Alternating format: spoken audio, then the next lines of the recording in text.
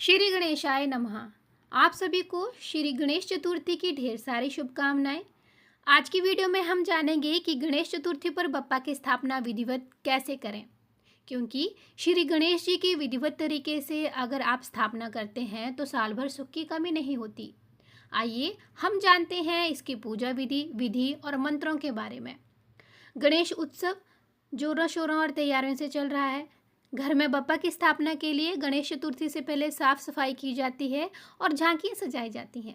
लोग अपने घरों की साज सजावट करते हैं। इस साल गणेश चतुर्थी 7 सितंबर 2024 को है और इस दिन शुभ मुहूर्त में विधिवत गणेश जी की स्थापना करने से, शुभ मुहूर्त में की गई स्थापना करने से आपके सारे कार्य सिद्ध हो जाते हैं। बिना मुहूर्त के कार्य में अधिकांश असफलता ही प्राप्त होती है। तो आइए जानते हैं कि गणेश चतुर्थी पर घर में गणपति बप्पा की स्थापना हम कैसे करें। गणेश चतुर्थी के दिन सबसे पहले सुबह जल्दी उठ के स्नान आदि के बाद स्वच्छ पीले या लाल रंग के वस्त्र पहने। उसके पश्चात गणपति जी की स्थापना करने के लिए सबसे पहले चौकी लगा लेंगे। चौकी पर लाल या पीला वस्त्र बिछा लेंगे। एक तरह से हम उनके लिए एक सुंदर सा आसन तैयार करेंगे, क्योंकि आज के दिन गणपति जी का जन्मोत्सव भी बनाया जाता है। यहाँ पर आप अच्छे से डेकोरेशन कर सकते हैं। गणपति जी की मूर्ति को चौकी पर विराजित कर लेना और उसके पश्चात गणपति जी की हम जो भी मूर्ति लाते हैं उसको ढककर घर लाया जाता है। तो जब हम उनको चौकी पर विराजित करेंगे तो वह कपड़ा हटाएंगे नहीं, आप ढका कपड़ा रहने देंगे। जब पूजन आरंभ करेंगे तब वह कपड़ा हटा दिया जाता है। इस प्रकार से अब आप कलश की स्थापना करेंगे। तो कलश की स्थापना के लिए सबसे पहले अष्टदल कमल बना लिया है और अष्टदल कमल पर आप अनाज से भी बना सकते हैं, गेहूँ या जो भी अच्छे से आप बना सकते हैं, आप उससे आप अष्टदल बना लीजिएगा। लेकिन इस बात का आप ध्यान रखें कि आप टूटे हुए चावल ना लें, क्योंकि टूटे हुए चावल ऐसे यूज़ करने से पाप लगता है। आप अनाज की 3 ढेरी बना लेना, जिसमें से एक ढेरी पर आप गणपति जी को विराजित करें, बाकी के 2 ढेर पर आप 2 सुपारी विराजित करें, जो कि हमारे रिद्धि सिद्धि माता के रूप में जिनकी पूजा की जाती है। गणपति जी हमारे घर में आगमन करते हैं तो रिद्धि सिद्धि माता को अपने साथ में लेके आते हैं और हम कामना करते हैं कि रिद्धि सिद्धि माता हमारे घर में हमेशा बनी रहे। इसके पश्चात कलश ले लेना है और कलश आप तांबे या पीतल का या फिर मिट्टी का ले सकते हैं।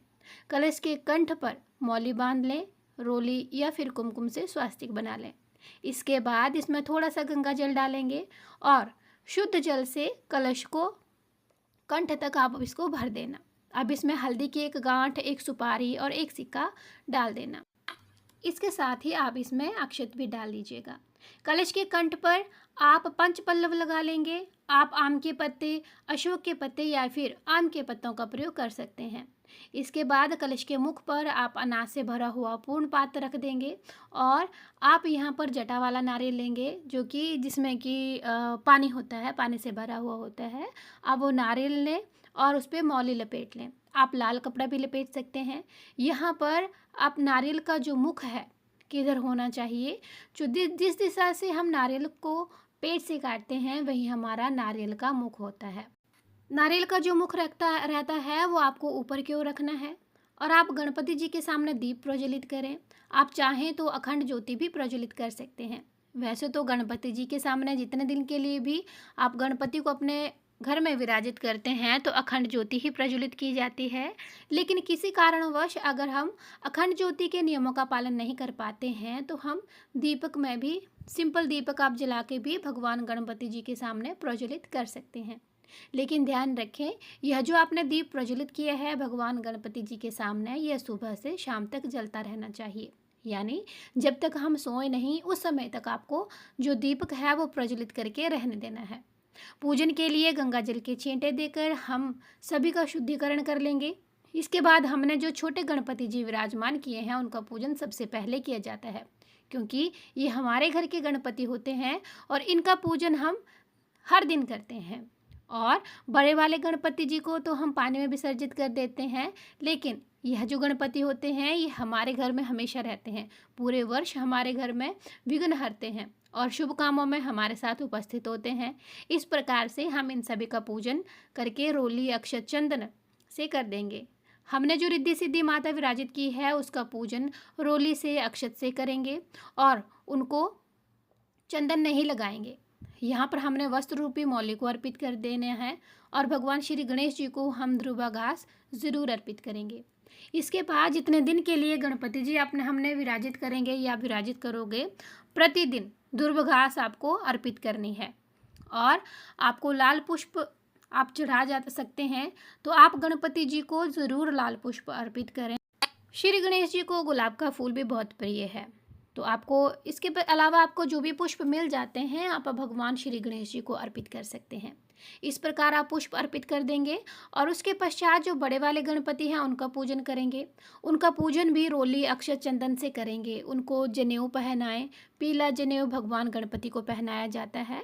अगर आपके पास सफ़ेद है तो आप उसको हल्दी से थोड़ा सा रंग लें और उसके बाद भगवान श्री गणेश जी को आप वो पहना सकते हैं। आप ध्रुवा घास अर्पित करें, पुष्प अर्पित करें, इत्र अर्पित करें। तो आज के दिन आप भगवान श्री गणेश जी को ध्रुव घास से बनी हुई माला भी पहना सकते हैं। इसके पश्चात भगवान श्री गणपति जी को पुष्प अर्पित करें और इसके लिए उसके पश्चात आप भगवान जी को धूप दिखाएं और मोदक का भोग लगाएं या फिर आप लड्डू का भोग लगाएं। आप सिंपल घर पर बनी हुई मिठाई का भी प्रयोग कर सकते हैं, लेकिन अगर आप मोदक और भगवान श्री गणेश जी को लड्डू पसंद है तो आप लड्डू या मोदक दोनों में से किसी एक का भोग लगा सकते हैं। उनको गुड़ और नारियल का भोग भी लगा सकते हैं, जो कि भगवान श्री गणेश जी के पास जब तक हमारे घर में विराजित हैं उनके पास रखा रहेगा। यह हम उनके पंचमेवा का भोग भी आप लगा सकते हैं। घर में जो भी शुद्ध सात्विक खाना बनता है, इन दोनों में भगवान गणपति जी को भोग लगाया जाता है। उनकी अच्छे से खातिरदारी की जाती है। आप फलों का भी भोग लगा सकते हैं। इसके पश्चात आप कुछ दक्षिणा भी अर्पित कर देंगे। तो आप देखिए, जब तक भी भगवान आपके घर में विराजित रहते हैं आपको सुबह और शाम उनको भोग लगाया जाता है और आरती की जाती है। यहाँ पर आप हाथ में थोड़े से अक्षत और पुष्प लेकर गणेश चतुर्थी का अगर आपने व्रत किया है तो कथा ज़रूर पढ़ें और ज़रूर सुनें। जो अक्षत पुष्प लिए हैं उनको भगवान श्री गणेश जी के चरणों में अर्पित कर दें और आरती करें। आरती के साथ माता गौरी जी की भी आरती करें, भगवान भोलेनाथ की भी आरती करें और इस प्रकार से आप आरती करें। और आपको डेली पूजा करनी है। चौकी लगी रहेगी, बस आपको उनको डेली तिलक करना है, अक्षत अर्पित करने हैं, साथ में उनको सुबह शाम भोग लगाना है और उनकी अच्छे से खातिरदारी करनी है। आप घर में भजन कीर्तन भी कर सकते हैं और आप जो भी भगवान की आरती करते हैं उसे पूरे घर में अच्छे से आप घुमा दें।